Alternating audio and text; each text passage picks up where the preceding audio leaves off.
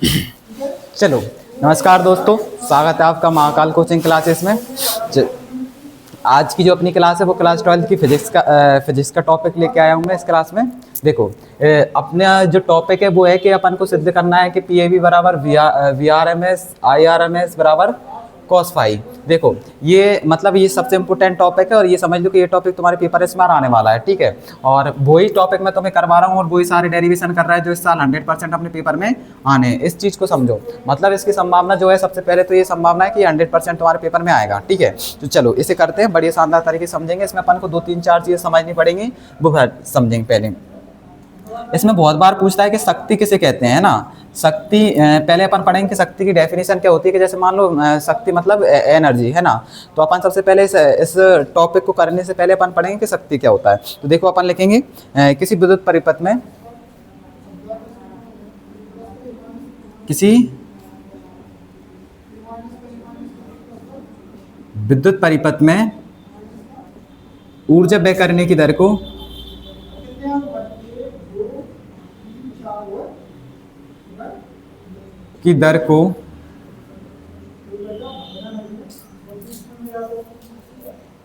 शक्ति कहते हैं।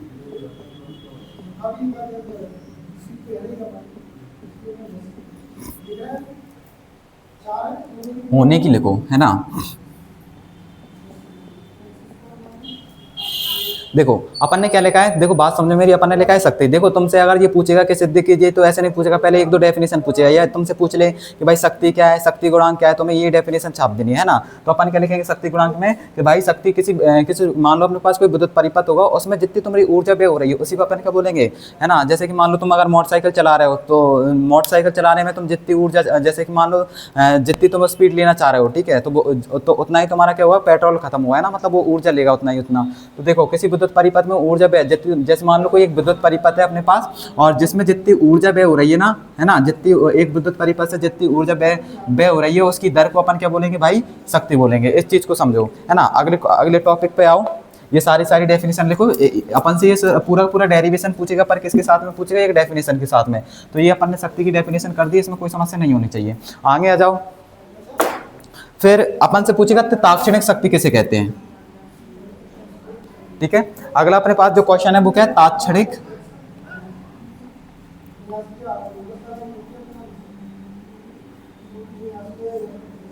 देखो, अब ये टॉपिक यहां से अपना पूरा डेरिवेशन स्टार्ट होता है। देखो तात्क्षणिक शक्ति क्या हो जाएगी, प्रतिवर्ती धारा परिपथ में, इस चीज को समझो, प्रतिवर्ती धारा परिपथ में तात्क्षणिक वोल्टता तथा धारा परिपथ के तात्क्षणिक वोल्टता तथा तात्क्षणिक धारा के गुणनफल को तात्क्षणिक शक्ति कहते हैं।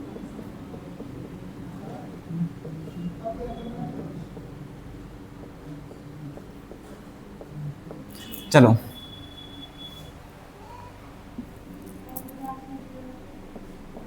देखो, अपन ने क्या लिखा है कि तात्क्षणिक शक्ति क्या होता है। तो भाई तात्क्षणिक शक्ति अपने पास क्या हो जाए, कोई एक विद्युत परिपथ है, तो उसमें तात्क्षणिक, जैसे कि मान लो मतलब कि जो अपने पास शक्ति अपन पी से डिनोट करेंगे, तो शक्ति यानी पी बराबर तात्क्षणिक वोल्टता और धारा, किसके, वोल्टता और धारा के। अपन जैसे मान लो इसके गुणनफल को, तुम इस फॉर्मूला से इस डेफिनेशन को बड़ी आसानी से याद कर सकते हो ना। फॉर्मूला से बड़ी आसानी से तुम्हें ये डेफिनेशन याद हो जाएगी कि भैया क्या हमारे पास जो तात्क्षणिक शक्ति होता है वो क्या होता है अपने पास, कि वोल्टता और तात्क्षणिक धारा के गुणनफल को अपन क्या बोलेंगे, तात्क्षणिक वोल्टता और धारा के गुणनफल को अपन तात्क्षणिक शक्ति बोलेंगे। ये सारा तुम्हें समझ में आ रहा हो, ये अपने पास पी बराबर भी हो जाएगा। यदि हमने माना, यदि किसी क्षण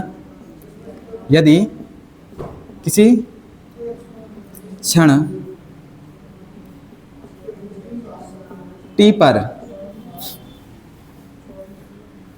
माना तात्क्षणिक वोल्टता व धारा निम्न है, ठीक है। तो देखो हमने मान लिया, यहाँ से देखो इस चीज़ को समझो, यहाँ से डेरिवेशन ये अपना यहाँ से स्टार्ट हो जाएगा कि जैसे मान लो हम ताक्षणिक, मान लो कोई से इससे पहले अपन ने डेरिवेशन पढ़ेंगे एलसीआर परिपथ में। तो देखो जो एलसीआर परिपथ में अपन ने वोल्टता पढ़ी थी वो बी बराबर V0 sin ओमेगा टी पढ़ी थी। ठीक है, तो अपन ने मान लिया कि किसी क्षण पे जो अपने पास जो वोल्ट निकल रही वो निकल रही बी बराबर V0 sin ओमेगा टी। इसी प्रकार अपने पास जो मान लो जो धारा निकल रही है वो धारा का निकल रही है I बराबर I0 sin omega t minus five. इस चीज को याद रखो। अपन ने दूसरी चीज इसमें क्या मान ली कि भाई किसी क्षण पर जो ताक्षणिक वोल्ट और ताक्षणिक धारा अपन ने ये मान ली। तो देखो ये सारा सर अपन ने मान लिया क्योंकि हम क्या जानते हैं कि P बराबर अपने पास क्या होता है VI। अभी अपन ने किया है कि P बराबर अपने पास क्या होता है VI। तो P बराबर, तो देखो P बराबर VI, V का मान मैं इसमें रख दूंगा तो क्या हो जाएगा V0 sin ओमेगा टी। देखो बात समझ में आ रही है। मैंने जो V का मान अपन ने यहाँ पे जो वोल्ट का मानी थी, जो अपन ने धारा मानी थी वो इसमें रख रहा हूँ मैं, है ना। तो V अपने पास V0 sin ओमेगा टी तो मैंने वो रख दिया, और अपने पास I क्या है I0 sin ओमेगा टी और माइनस फाइव। ये समझ में आ रहा है ये मैं कैसे कर रहा हूँ। तो देखो P बराबर है, यहाँ से मैं इन अचर संख्याओं को बाहर ले लूंगा तो ये V0 और I0 हो जाएगा। मेरे पास यहाँ पे क्या बचेगा साइन ओमेगा टी इंटू क्या बच रहा है मेरे पास sine omega t minus five. ये देखो ये इतना समझ में आ रहा है कि नहीं आ रहा। देखो मेरी बात समझो, अगर तुम्हें इतना समझ में आ रहा है तो इतने में कोई समस्या नहीं होनी चाहिए। बहुत ही सिंपल है, सब कुछ दिख रहा है ना। हाँ चलो, अगर देखो तुम्हें अगर ये सब कुछ सही तरीके से और क्लियर रूप से नहीं दिख रहा तो अपने मोबाइल की जो है मतलब क्वालिटी बढ़ा लेना और उसके बाद बढ़िया से चर्चा करके देखना, है ना। देखो बात समझो, इस चीज़ को समझो, ये तुम्हें आना ही चाहिए, बहुत ही इंपॉर्टेंट है। समझ लो किस बार तुझे पेपर में भी आ रहा है, तुझे पता है कि ये पेपर में आ रहा है, अगर तू इसे ना करे तो तुझसे बड़ा मूर्ख कोई नहीं है ना। बात समझ मेरी। तो देखो अपन ने चूंकि अभी अपन ने पढ़ा है कि जो शक्ति होती है वो क्या होती है V इंटू आई होती है, यानी उसकी वोल्टता और धारा गुणनफल। जो वोल्टता और धारा अपन ने माने थे मैंने उनका मान रख दिया और ये सब इन सबको मैंने एक साथ लिख दिया। अब इससे मैं अपने मन से ही मैं इसमें क्या कर रहा हूँ 2/2 से गुणा कर रहा हूँ। तो P बराबर मैंने मन से इसमें कितने से गुणा कर दिया 2/2 से। देखो मैं जैसे मान लो मैं 2/2 से गुणा कर रहा हूँ, इसका मतलब है कि मैं 2 एकम 2 कर दूंगा तो इसका एक ही मतलब होगा। तो इसका मतलब इसे लिखने से ना लिखने से कोई अंतर अपन को आने वाला नहीं है। ठीक है, तो ऐसे मान लो इनसे मैंने मन से ही इसमें क्या 2/2 से गुणा कर दिया और मेरे पास चल रहा है क्या जा रहा है V0 और I0। ठीक है, और साइन ओमेगा टी और sign omega t minus five. ये समझ में आ रहा है। मैंने क्या काम किया है, इसमें मैंने क्या मान लिया कि P बराबर 2/2। ये मैंने मेरी मन से अपनी कल्पना से मैंने इसमें क्या कर रहा है अपन गुणा कर रहे हैं। ठीक है, अब इधर आ जाओ। ठीक है, अब देखो अब मैं इसका गुणा करूंगा, यानी देखो मैं इसे क्या लिख सकता हूँ P बराबर V0 और I0 बटा इसके 2 लिख दिया, और इस 2 को मैंने किसके साथ में लिख दिया N के साथ में, है ना, इनके साथ में, यानी साइन ओमेगा टी और N2 अपने पास क्या चल रहा था sign omega t minus five. ये देखो ये समझ में आ रहा है मैंने क्या किया है। देखो 2/2 था तो एक 2 को मैंने इसके साथ में ले लिया और एक 2 को मैंने इसमें साथ में ले लिया। अब यहाँ पे तुम्हारे लाने एक फॉर्मूला लग जाएगा। यहाँ पे फार्मूला कौन सा लगेगा, यहाँ पे देखो एक फॉर्मूला, इस चीज़ को समझो। यहाँ पे मैं एक फॉर्मूला यूज हो जाएगा अपने पास, जो फॉर्मूला होगा वो क्या हो जाएगा 2 sin A और इंटू साइन B। फॉर्मूला अपने पास क्या हो जाएगा 2 sin A into sine B। तो ये अपने पास फॉर्मूला जो होगा 2 sin A into sine B। तो इसका जो अपने पास जो आंसर आएगा वो क्या होता है cos A माइनस बी। ठीक है, cos A माइनस बी और minus cos A plus B.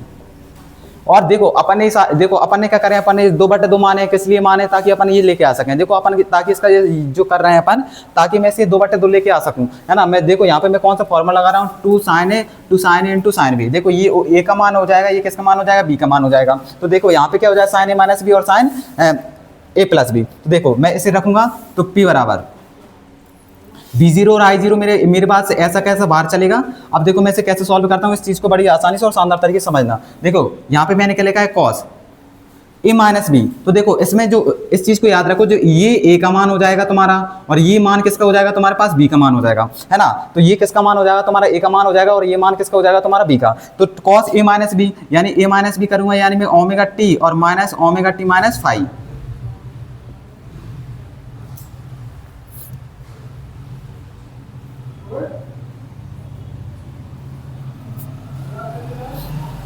ये समझ में देखो ये समझ में आ रहा है कि नहीं आ रहा, इस चीज को समझो।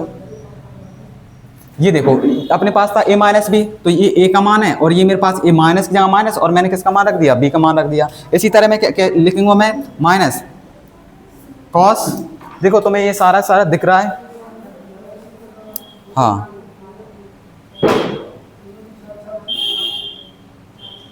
चलो थोड़ा और अपन इसको इधर ले रहे हैं। तो देखो ये क्या हो जाएगा अपने पास, इसे मैं लिखूँ cos A प्लस बी। तो A प्लस बी यानी साइन ओमेगा टी और प्लस और ओमेगा टी माइनस फाइव।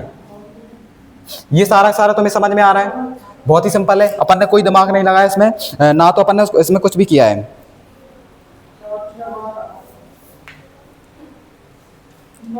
अब यहाँ पे देखो,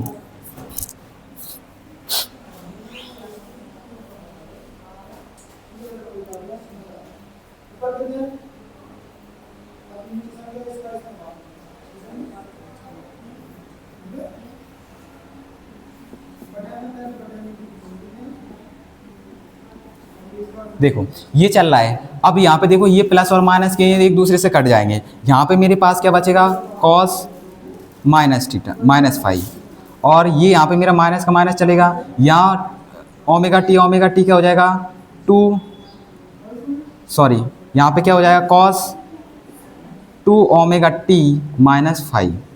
ये देखो, ये तुम्हें समझ में आ रहा है कि नहीं आ रहा? बड़ी आसानी से समझ में आ गया होगा कि भाई मैंने ओमेगा टी को यहाँ पे काट दिया, तो मेरे पास यहाँ पे क्या बचेगा, ये बचेगा। और ओमेगा टू कितना हो जाएगा मेरे पास, 2 ओमेगा टी हो जाएगा, माइनस ये माइनस चल रहा है, और ये फाइव का फाइव, ये ऐसा कैसा चल रहा है। तो ये अपने पास क्या हो जाएगा, P0 V0 और I0 बटे 2। और देखो पहले देखो इस चीज़ को समझो, तुम्हारी इतनी क्षमता होनी चाहिए कि मैं इस चीज़ को समझूं, है ना। अब तुम्हें एक चीज़, एक फॉर्मूला और यहाँ पे देख लो, एक फॉर्मूला के कॉस माइनस थीटा जो होता है अपने पास क्या होता है, कॉस थीटा। इस चीज़ को तुम्हें याद रख लो, है ना। सारा मैथ ही आ रहा है पर तुम्हें आना चाहिए। देखो कॉस माइनस थीटा की इसकी जगह मैं क्या लिख दूंगा, कॉस थीटा, और ये क्या चलेगा मेरे पास माइनस ये अपने पास कॉस 2 ओमेगा टी और माइनस 5। ये तुमने इतना कर दिया। देखो अब मैं क्या करूंगा इसका, देखो तुम्हें दिख रहा है, अब मैं इसका क्या करूंगा, अब मैं इसका गुणा इससे कर दूंगा और इसका गुणा इसके साथ कर दूंगा, तो ठीक है। चलो देखो मैं इसका गुणा करूंगा तो I0 और V0 चल रहा है, और बटे कितना चल रहा है अपने पास 2, तो इसका मुझे किससे गुणा करना है, cos 5 से, और इसी का माइनस फिर मैं इसका गुणा से कर दूंगा, यानी V0 और I0 चलेगा, सॉरी V0 चलेगा इंटू I0, और बटे कितना चल रहा है अपने पास 2 चल रहा है, और इसका गुणा मैं कितने से कर दूंगा, cos और 2 ओमेगा टी माइनस 5 से। देखो ये तुम्हें समझ में आ रहा होगा और इसमें कोई समस्या नहीं होनी चाहिए, और सारा तुम्हें दिख रहा होगा। कुछ नहीं किया अपन ने इसमें, देखो पहले तो V0 का जो V0 और I0 था उसका मैंने पहले cos 5 से गुणा कर दिया, फिर उसके बाद जो V0 और I0 है उसका मैंने किससे गुणा कर दिया, cos 2 5 minus cos 2 omega t minus 5 से। ये सारा नोट कर लो, ये सारा तुम्हें आना चाहिए, है ना। अब देखो